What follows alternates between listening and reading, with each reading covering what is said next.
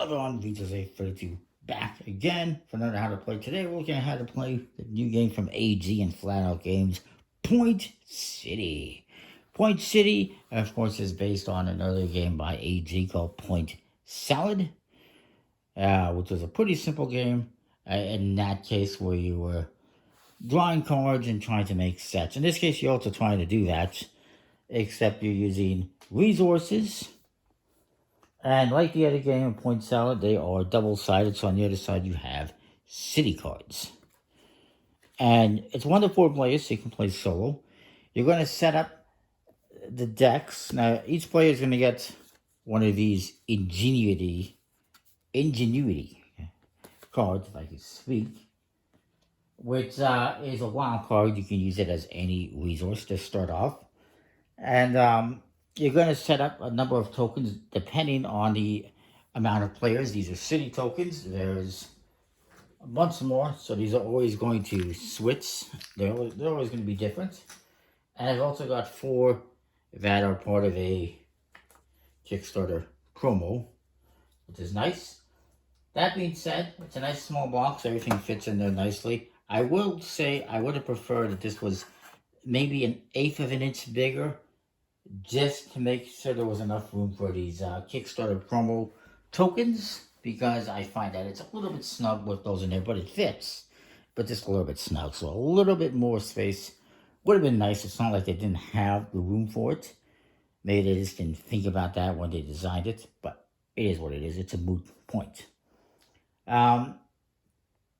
So in the game, each player is going to start off with an ingenuity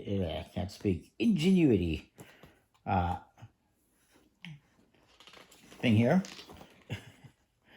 And what you're going to be doing on your turn is you're going to have all these cards in one stack. I had them separate because I wanted to show you there's 3 different stacks, 3 different tiers. These ones all have 1 resource as indicated by the icon in the corner. And the buildings are a little bit cheaper to build. Like this one requires 1 industry and 1 community. This one is 1 community and 1 ecology. And so if you have those cards, if I had these 2 cards, I could build this city. Which I'll show you how that all works in a moment. But as you move on to the next tier, these ones are now worth 2, as you can see. And there's some wild cards. They were not shuffled very well, but they're in there. But the buildings also cost a lot more. And then as you go into the 3rd tier, actually I think this is the 3rd tier. This is the 3rd tier, the darker blue. There's different shades of blue, so that you can distinguish between which tier is which. And this is the 2nd tier, so it's more expensive than the first one, but a little bit less. And these ones also give you 2. I should also point out, when you get certain properties, they give you resources. This gives you the economy. This gives you the industry. And you'll always be able to use that. So it's a little bit of splendor in this game if you like playing Splendor. There's a little bit of that. You're going to set up the game. You're going to remove a certain amount of cards from each of those 3 decks, depending on the amount of players. So with 3 players, you would remove 13 from tier 1, 14 from tier 2, and 17 from tier 3. And you're going to use a number of tokens depending on the player count as well. It is 10 for 2 players, 12 for 3, and 14 for 4 players. And then you would shuffle these up, and then you're going to stack them all up into one big pile. Obviously, you're going to remove a bunch of cards. And you're going to start. So on your turn, you can take any 2 cards. You can take 2 cards from the top of the deck. So maybe I take these 2. And then that's my turn. Or you can take 2 cards from here as long as they are side by side. So maybe this person takes industry and ecology. As long as they're side by side or above and below, you can take them. You cannot take diagonal. When you take them, you're going to replace them with the opposite card. So it took 2 resources, they get replaced with city cards. So this person, they can't afford to buy any of those.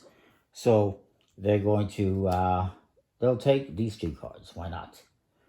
and then we replace those. You always have to take cards side by side.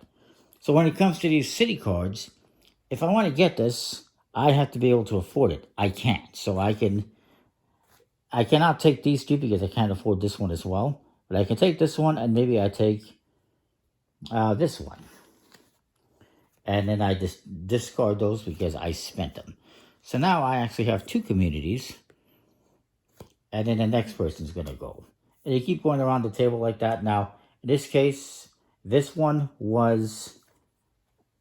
going to be like that. This one, because it was a city, it gets replaced with a resource card. Now, let's say, it goes around some more. They decide to take these two, we'll say. And then that player decides, what are they going to do? They can't.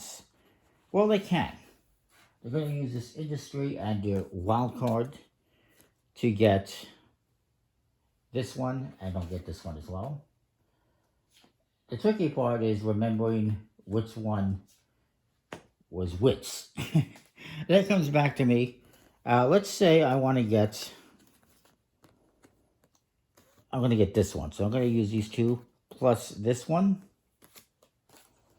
And I'm going to take this one, and I guess I will take the energy as well. I believe this one is like this, and this one is like this. Now this one has a different symbol. This one has a civic building symbol.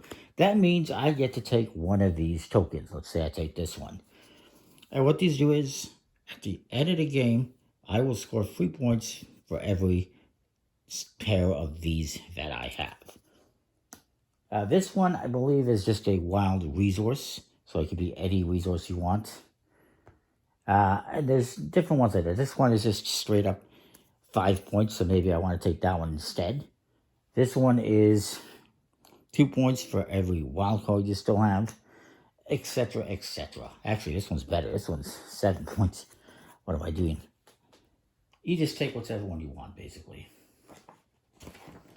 And you continue going around the table. You're going to play until you've gone through the entire deck. It's not going to be this big. I just have everything in there. That's why it's so big. Obviously, you're going to take out a bunch of cards as indicated in the instructions.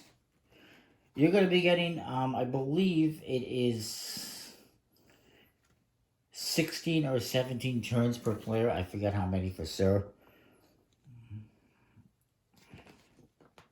But every player... no matter the player count, is going to have the same amount of turns, basically. Obviously, there's different instructions for a single or a solo mode. Maybe I'll do that one day. For now, we'll just keep it at that.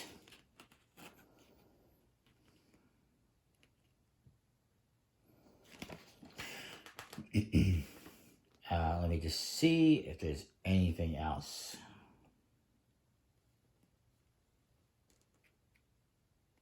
Oh, I made a mistake. This is, I'll show you what this is. This is these tokens. They don't belong there, so we would have a different one in there. What these tokens are, they're not wild or anything like that. This is, so if you take these ones, let's say we were to take this one and this one, you can go, okay, this is a building and this is a resource.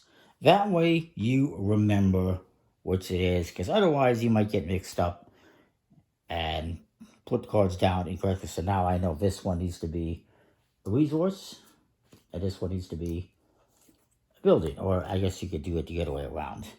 Whichever floats your boat. So that is that. It's a pretty cool game. I like it. So these are tokens. My bad for mixing up the resource tokens there. I don't know what I'm thinking.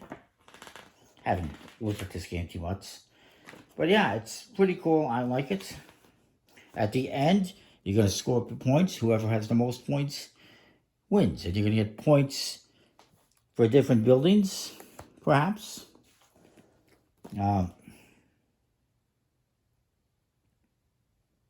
Yeah, you're going to score points with the tokens based on what you have on these cards. If I have these cards here, let's say I have this.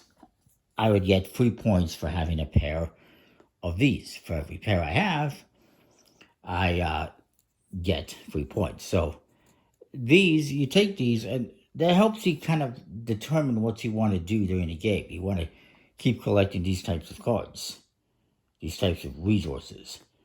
And yeah, I like it. It's a pretty cool game. Hopefully that all makes sense. Let me know what you think. Comment, like, subscribe.